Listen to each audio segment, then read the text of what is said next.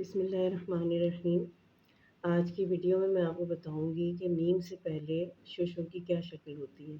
ایک شوشہ آئے گا تو کیا شکل بنے گی، اور دو شوشے آئیں گے تو کیا شکل بنے گی، اور دو سے زیادہ ہوں گے تو کس شکل میں ہوں گے۔ اور ایک بات یاد رکھیں کہ میم سے پہلے اگر ایک شوشہ آتا ہے تو وہ اوپر کی طرف سے آتا ہے، ابھار لیے ہوئے ہوتا ہے وہ۔ میں کچھ الفاظ آپ کے سامنے رکھتی ہوں جس میں ایک شوشہ استعمال ہوا ہے میم سے پہلے۔ مثال کے طور پر اگر ہم مریم لکھتے ہیں تو یہ اور میم اس طریقے سے آئیں گے، یہ اس طرح گولائے لیے ہوئے ہوگا، مریم۔ یا خانم اگر ہم لکھتے ہیں تو اس طرح آئے گا، یہ خیلف خواہ ہو گیا اور نون اور میم۔ اچھا، یہ ذہن میں رکھیے کہ میم اس طرح بنتا ہے کہ آدھا میم لائن سے اوپر ہوتا ہے اور آدھا میم لائن سے نیچے آتا ہے۔ یا اگر حاتم اگر ہم لکھیں گے، حاتم جو ہماری تاریخ میں بہت مشہور ہے، حاتم طائی بہت سخی ہوا کرتا تھا، تو حاتم ہم اس طرح سے لکھیں گے، یہ تے گولائی لیے ہوئے ہوگا شوشہ تے کا، اور یہ میم اس طریقے سے بنے گا۔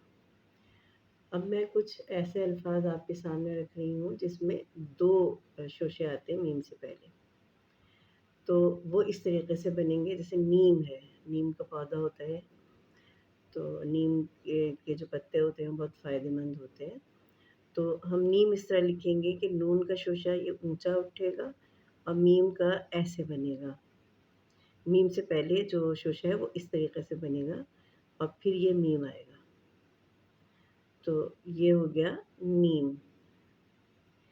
یا اگر ہم بیم لکھتے ہیں، بیم، بے کا شوشہ یہ اونچا ہوگا، یہ کا شوشہ ایسے کرو ہوگا گولائی لیے ہوئے نیچے کی طرف، اور یہ میم آ گیا، یہ بن گیا بیم۔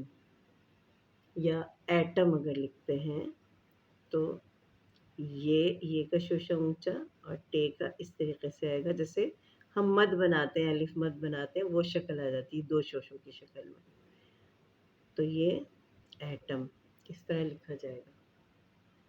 اور تین شوشے اگر ہم بناتے ہیں تو تین شوشوں کی شکل اس طرح ہوگی کہ کیونکہ ہمیں میم سے پہلے والا شوشہ جو ہے وہ ابھار میں لے کر آنا، نیچے کی طرف ابھار، تو یتیم میں یہ کا شوشہ نیچے بنے گا، تے کا شوشہ اونچا ہو جائے گا، اور یہ میم سے پہلے والا شوشہ اس شکل میں آئے گا۔ یہ جو میں نے آپ کو بتایا تھا نا، مد کی شکل یہاں سے لے کر یہاں تک بنتی ہے، تو یہ ہو جائے گا یتیم۔ تو اس میں آپ نے دیکھا کہ ایک شوشہ اگر ہے تو کیا شکل بنے گی، اور دو شوشوں کی صورت میں کیا شکل بنے گی، اور پھر جب تین آ جائیں گے تو پھر کس شکل کے ہوں گے۔ تو امید ہے کہ یہ آپ کو سمجھ میں آیا ہوگا۔